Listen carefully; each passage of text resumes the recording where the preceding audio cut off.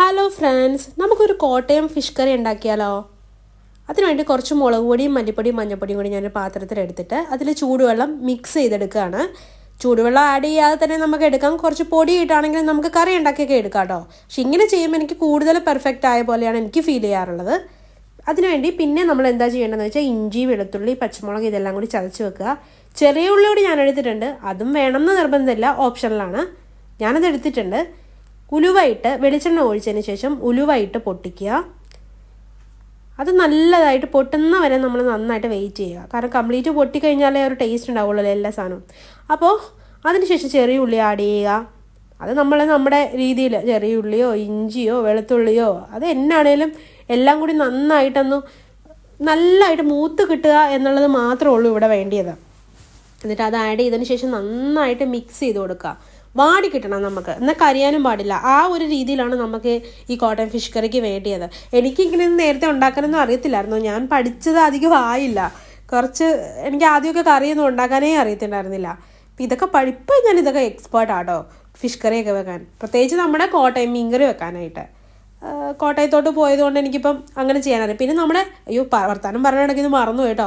നമുക്ക് അതിനിടയ്ക്ക് കുറച്ച് നമ്മുടെ അരപ്പ് മിക്സ് ചെയ്ത് വെച്ചില്ലേ, അത് നമ്മൾ ഇതിലോട്ട് ആഡ് ചെയ്ത് കൊടുക്കണം കേട്ടോ. എന്നിട്ട് അത് ആഡ് ചെയ്തതിന് ശേഷം കുറച്ച് ഉപ്പിടണം നമ്മൾ. കാരണം നമ്മൾ ആവശ്യത്തിന് ഉപ്പിട്ടാൽ മാത്രമേ നമുക്കതിൻ്റെ ടേസ്റ്റൊക്കെ കറക്റ്റ് ബാലൻസ് ചെയ്യാൻ പറ്റുള്ളൂ.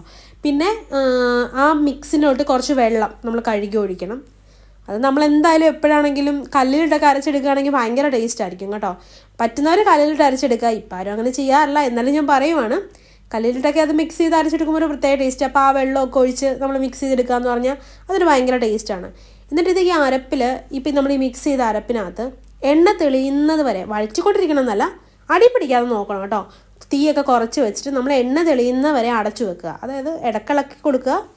കണ്ടോ, ഇതിൽ ചെറുതായിട്ട് നിങ്ങൾക്ക് കാണാൻ പറ്റുന്നുണ്ടോ എന്ന് അറിയത്തില്ല, കുറച്ച് എണ്ണയൊക്കെ ഇങ്ങനെ തെളിഞ്ഞിട്ടുണ്ട്. അപ്പം നമുക്കുണ്ടല്ലോ ആ ഒരു കറി നല്ല ടേസ്റ്റ് ആയിരിക്കും. എണ്ണ തെളിഞ്ഞിട്ട് ആ അരപ്പിൽ തന്നെ എണ്ണ തെളിഞ്ഞ് വന്നിട്ട് നമ്മളത് ആഡ് ചെയ്യുകയാണെങ്കിൽ. ഇനി അതിലോട്ട് കുറച്ച് ചൂടുവെള്ളം ഒഴിച്ച് കൊടുക്കുക. അതായത് നമ്മൾ മിക്സ് ചെയ്ത് നമ്മൾ ആ കറിയുടെ ഇതിലോട്ട് മാറ്റുവാണ്. അപ്പോൾ നമ്മൾ ചൂടുവെള്ളം, നല്ല തിളച്ച വെള്ളമാണെങ്കിൽ ഏറ്റവും നല്ലത്. ഞാൻ കുറച്ച് ഫ്ലാസ്കിനകത്ത് തിളപ്പിച്ച് വെച്ചു, എനിക്ക് ഒഴിക്കാൻ എളുപ്പത്തിന് വേണ്ടിയിട്ട്. അപ്പോൾ തിളച്ച വെള്ളം ഒഴിച്ച് നമ്മളത് കൊടുത്ത് നല്ലതായിട്ട് മിക്സ് ചെയ്ത് പതുക്കെ, ധൃതിയൊന്നും പിടിക്കേണ്ട കാര്യമില്ല, പതുക്കെ ആയിക്കോളും. പിന്നെ അതിന് ശേഷം നമ്മളെ കുടംപുളി, അത് മസ്റ്റാണല്ലോ. മീൻകറിക്ക് കുടംപുളി ഇല്ലാതെ ഒരു കറിയേ ഇല്ല. ചിലയിടത്തൊക്കെ വാളംപുളിയൊക്കെ ഒഴിച്ചുണ്ടാക്കുന്നത് ഞാൻ കേട്ടിട്ടുണ്ട്, പക്ഷെ ഞാൻ കഴിച്ചിട്ടില്ല ഇതുവരെ. അതൊക്കെ നല്ല ടേസ്റ്റ് ആയിരിക്കും. പക്ഷെ കുടംപുളി എന്ന് പറയുന്ന സാധനം ഇട്ടാലേ ഒരു കൂടുതൽ പെർഫെക്ഷൻ എന്ന് എനിക്ക് തോന്നിയേക്കണേ.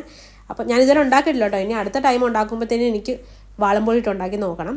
അപ്പോൾ കുടംപുളി ഞാനിതെല്ലാം കഴുകി വെച്ചിട്ട് വെള്ളത്തിലിട്ട് വെച്ചിരുന്നതാണ്. അപ്പോൾ അതുകൊണ്ട് അത് ഞാനത് മിക്സ് ചെയ്ത് കൊടുത്തു.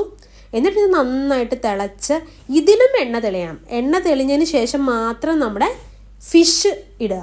അപ്പം ഞാൻ ഇതിനകത്ത് എടുത്തിരിക്കുന്ന മീനെന്ന് പറഞ്ഞു കഴിഞ്ഞാൽ അത് തളയാണ്.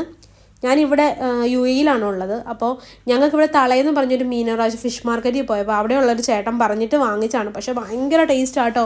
കേരയും മറ്റേ നമ്മുടെ എന്നാ പറയണ്ടേ, എനിക്ക് ആ മീനിൻ്റെ പേര് കിട്ടുന്നില്ല കേട്ടോ.